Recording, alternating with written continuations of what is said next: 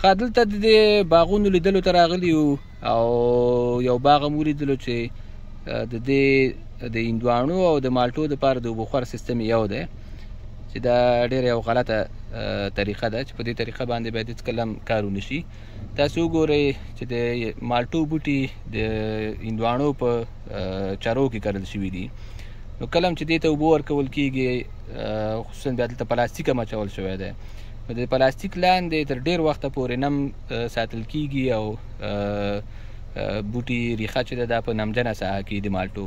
حال دا چې د مالټو بوټو دا رقم اوبه خور ته ضرورت نه لري.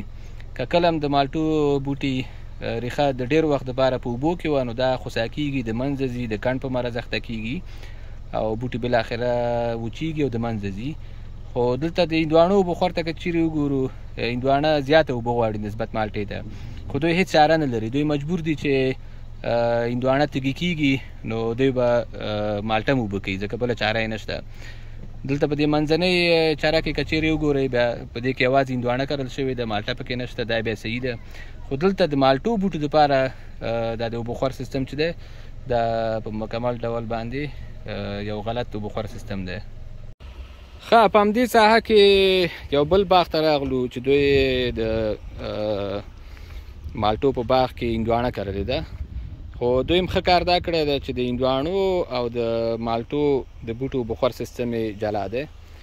او دلته هم صرف یو مشکل دا ده چې دوی دغه د مالټو بوټي هم داسې د ویالې په شکل سیستم ورته جوړ کړی، په ویاله کې کرلي دي او یا یې کرلي دي وروسته یې ویاله جوړه کړې ده. نو چې دغه ځای داسې د پلاټ په شکل وی یعنې ویاله نه وی نو ډېر به ښه راغلی وی، خو بیا هم د دې نورو باغونو نه ډېر ښه دي په دې چې د دواړو د هندواڼې او د مالټو د اوبو خور سیستم یې جلا دی. ښه د اوبو خور بیا دا سیستم نسبت هغه بل ته ښه دی، بد نه دی په دې چې د دواړو فصلونو د اوبو چینله جدا دي. دلته تاسو ګورئ عمومي ویاله ده او دلته په حساب ډپ ورته اچولی یا ورخې ورته اچولی دی. نو که غنمې تږي کېږي نو دوی غنمو ته اوبه ورکوي او که مالټې تږي کېږي مالټو ته اوبه ورکوي. صرف یو مشکل په دې کې هم دی چې دا باید داسې د یو پلاټ په شکل جوړ شوی وی لکه د ویالې په شکل نه وی، دا اوس تقریبا د یو ویالې شکل لري، نو نور پکې مسله نشته.